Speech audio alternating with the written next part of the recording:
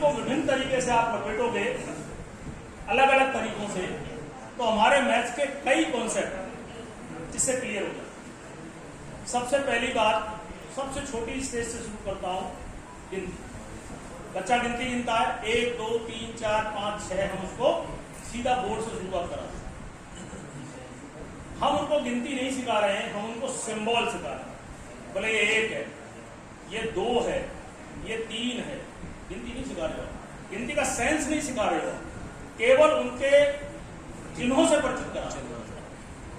अगर मैं कह दूं बच्चों से, खाली मैं एक उदाहरण दूं, तो बच्चों ये 1 माचिस है, 1 है, ये केवल इतना बताता हूं, आगे मैं नहीं बताता हूं, तो बच्चे, आधे से ज्यादा बच्चे ये समझ लेंगे शायद माचिस को 1 कहते हैं।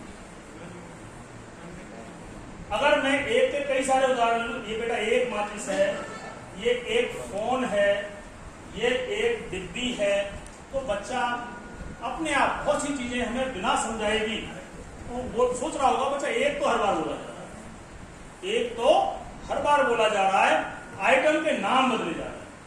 एक बार 1 माचिस बोली जा रही है, एक बार 1 मोबाइल फोन बोला जा रहा है, और एक बार आपका डिब्बी बोली जा रही है। आपको समझाने की जरूरत नहीं है, कहीं ना कहीं वो मेंटली अपने आप उसके अंदर ऐसी हलचल क्रियाएं होंगी, और वो 1 का जो उसका मानसिक, जो उसका जो 1 का जो सॉफ्ट, जो उसका कॉन्सेप्ट है 1, जो हम कई बार उदाहरणों से नहीं समझा पाएंगे, वो अपने आप अंडरस्टैंड हो जाएगा। 1 का मतलब ये होता है कि इसको 1 कहते हैं, माचिस को 1 नहीं कहते, डिब्बी को 1 नहीं कहते हैं, लेकिन क्वांटिटी वो कहीं ना कहीं 1 2 3 जो हम सिंबॉलिकली जो बोर्ड पे लिखते हैं, वो कहीं ना कहीं उसकी सॉफ्ट मेमोरी, उसका कॉन्सेप्ट है। देखिए मैं गिनती शुरू करता हूं, 1, फिर 1, आप जाएंगे 2 3 4 5,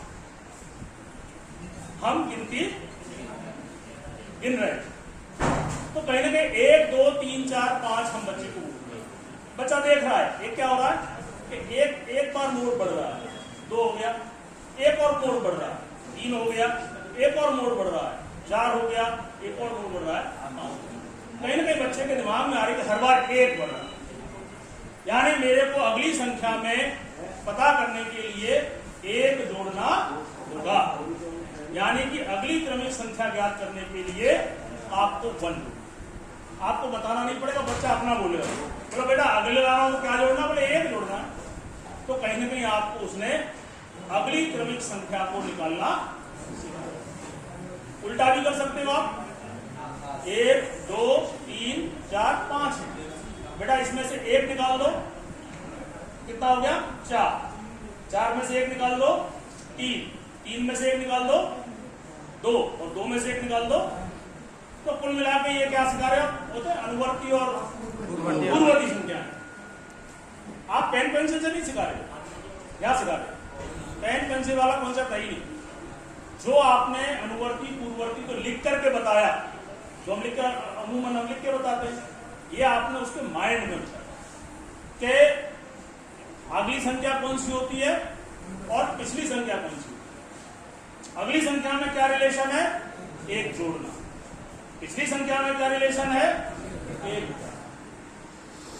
जाने अनजाने में हमने ये 1 का पहाड़ा भी सिखा दिया, 1 एकम 1, 1 दूनी 2, 1 तिया 3, 1 चौक 4, काम वही कर रहा हूं। उसी काम से आपने गणित के 3 कॉन्सेप्ट कर लिए।